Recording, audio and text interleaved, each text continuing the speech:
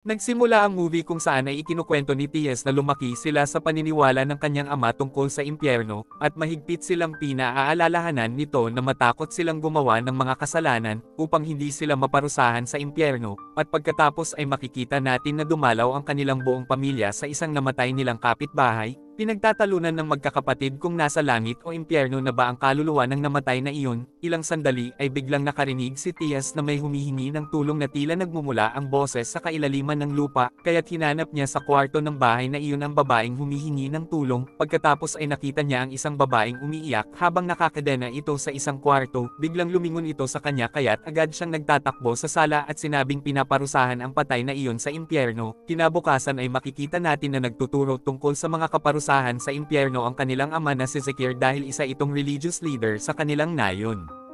At makikita din natin dito ang apat na magkakapatid, at pagka-uwi ay iniwan silang apat ng kanilang mga magulang dahil may pupuntahan itong magpapadasal, at nang mawalan ng kuryente ay tinakot nila Saleh Fadyar at Azize si Tiyas. Pinagtawanan siya at sinabi ng mga ito na hindi naman totoo ang nakikita niyang mga kaluluwang pinaparusahan sa impyerno, kaya't nang dahil dito ay nag-iiyak si Tiyas. Pagkalipas ng 10 taon ay makikita natin na nagluluto ang kanilang ina na si Rika. Pagkatapos ay ipinakita ni Tias ang kanyang itinagong bagsak na test paper sa kanyang ina. Humingi siya ng sorry sa ina at sinabing ginawa ko na po ang lahat pero hindi ko po kaya talaga. Ang mahalaga ay naging tapat ka at hindi ka nangopya. Hindi po ako nangopya kasi natatakot po akong mapunta sa impyerno. Pagkatapos ay dumating si Saleh galing mula sa Jakarta kaya tuwang-tuwa sila na sinalubong nilang lahat ito, at habang kumakain ay binigyan ni Saleh ng bagong cellphone ang kanyang ama at ng bagong scarf ang kanyang ina. Binigyan din niya ng isang math book si Tias, ngunit inayawan ni Aziza ang ibinigay niyang stuffed toy dahil rubber band ang gusto nito dahil siya lang ang wala sa kanilang magkakaklase.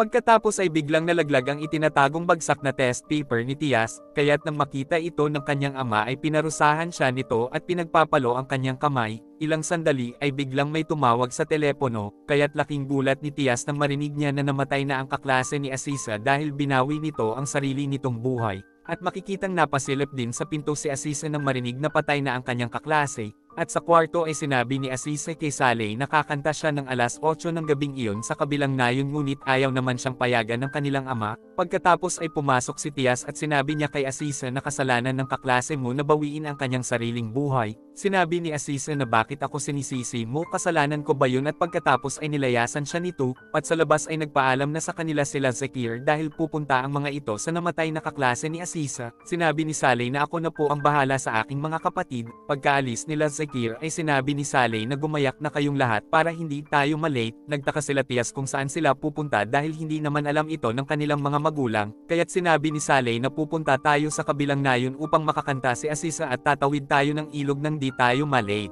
Sinabi ni Tias na hindi siya makakasama dahil may exam siya at ayaw niyang bumagsak upang di siya maparusahan ng kanilang ama. Sinabi sa kanya ni Fadyar na bakit kapag bumagsak ka ba mapupunta ka na sa impyerno, huwag kang exaggerated at huwag kang tumulad sa ama natin. At pagkatapos ay pinilit siya ng tatlo na sumama at gumayak na sila, at habang nasa daan ay nakasalubong nila ang dalawang matandang kasamahan ng kanilang ama. Sinabi nila sa isang matanda na may katarate na tatawid sila ng ilog, ngunit pinigilan sila nito dahil malapit ng umulan at napakadelikado sa ilog na iyon. At nang malaman nito na mga anak sila ni Zekir ay hinanap nito si Saleh, at nakakapagtaka na agad nang nagpaalam si Saleh na tila may ginawa siyang kakaiba sa matanda, kaya't nagtaka din si Tias at Fadyar kung bakit hinahanap si Saleh ng matandang iyon. At habang papalapit na sila sa ilog ay biglang umulan na ng malakas. Sinabi ni Saleh na hindi na tayo makakaabot kung dadaan tayo ng tulay kaya sa ilog na lang tayo tumawid. Napakadelikado kuya dahil tumataas na ang tubig.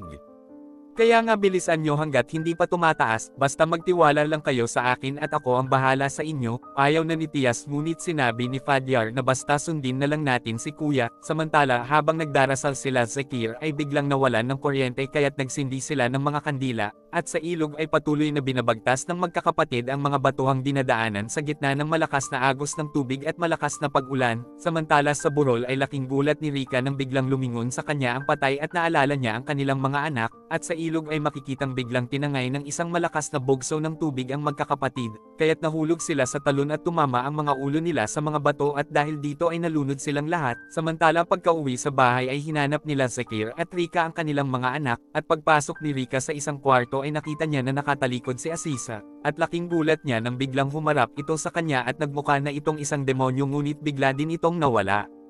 Ilang sandali ay biglang may dumating na mga tao at sinabi ng mga ito kila Zakir na nakita namin ang inyong mga anak malapit sa ilog, at sinabi din ng mga tao doon na tumawid sila ng ilog kaya't tinangay sila ng malakas na tubig at may nakakita din ng bag na ito. Kinabukasan ay nag-umpisa ng hanapin ng rescue team at nila Zakir ang nalunod na magkakapatid sa ilog, at kinagabihan ay unang natagpuan ni Zakir ang anak niyang si Saleh, ngunit habang umiiyak ang ama nito sa ilog ay makikitang nagising na lang si Saleh sa isang lugar na tila isang impyerno. Pagkaahon niya sa hukay ay naririnig niya ang mga kaluluwang nag-iiyakan, nahihirapan at mga pinaparusahan, at pagkatapos ay bigla siyang ikinadena ng isang demonyong naka-hood, at pagkatapos ay nakita niya na binuhusan ng demonyo ng nagbabagang asupre ang isang lalaki. Ilang sandali ay kinuha siya ng demonyo at pinutol nito ng ilang ulit ang kanyang dila. Pagkatapos ay ipinakita ang isang nakaraan kung saan ay tinanong siya ng kanyang ina kung nakapagdasal na ba siya, ngunit sinagot-sagot niya ang kanyang ina at sinabi niya dito na huwag kang maingay dahil naglalaro ako ng games.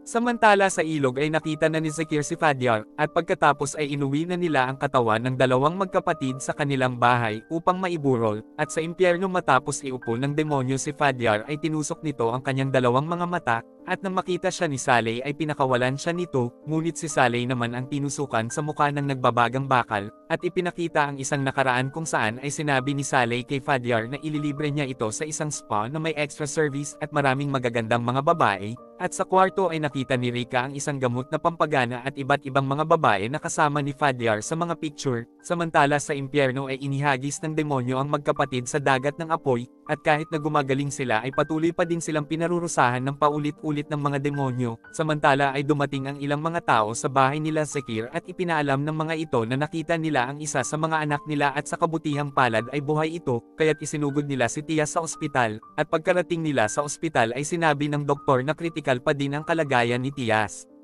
At sa impyerno ay nakita ni Tias ang mga taong pinahihirapan ng mga demonyo kaya't mga nagmamakaawa at nagsisigawan ang mga ito ng dahil sa sakit, at sa bahay ay nakita ni Zakir ang libro ni Tias na may nakasulat na malupit ang ama ko sa akin dahil alam niya malakas ako, at ipinakita ang isang nakaraan kung saan ay sinabi Zakir na huwag matatakot si Tias sa mga multo, at kay Ala lang siya dapat matakot, at sa kasalukuyan ay sinabi ng matandang may katarate kay Zakir na niloko pala siya ni Saleh, pinasali siya nito sa isang insurance upang makakuha siya ng discount sa pagpapaopera ng kanyang mga mata, ngunit pagkakuha ng pera ay di na nagpakita ito sa kanya, at ito pala ang dahilan kung bakit umiiwas si Saleh sa matanda nung magkasalubong sila sa daan. Sinabi din ng asawa ng matanda na nagpadala na sila ng milyon kay Saleh, at marami pa itong naging mga biktima, at sa kwarto ay nakita niya ang mga papel ng matanda sa nakuhang bag ni Saleh sa ilog.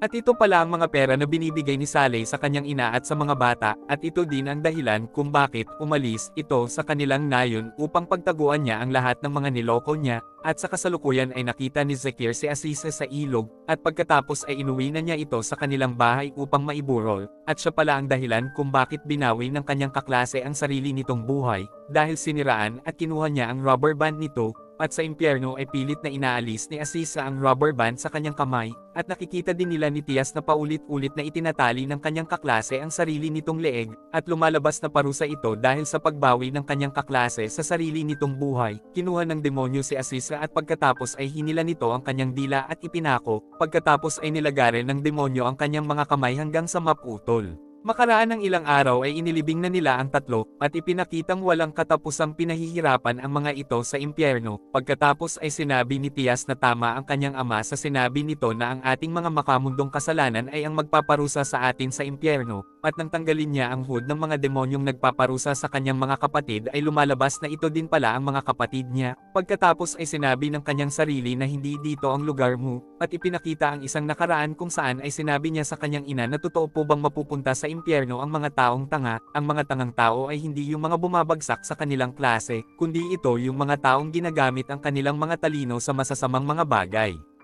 Pagkatapos ay ipinakita na nagbibigay ng pagkain si Tias sa mga pulubi, at nagpapakain din siya ng mga pusang gala. Habang nagpapaalam siya sa kanyang mga kapatid ay sinabi niya na ito ang mga nakita ko nang malapit na akong mamatay, at naramdaman ko ang mga paulit-ulit na sakit at walang awang mga pagpaparusa ng dahil sa ating mga maling gawain, at pagkatapos ay nagising na siya sa ospital, at sa huli ay ipinakitang sama-sama nilang ipinagdarasal sila Saleh, Fadyar at Aziza.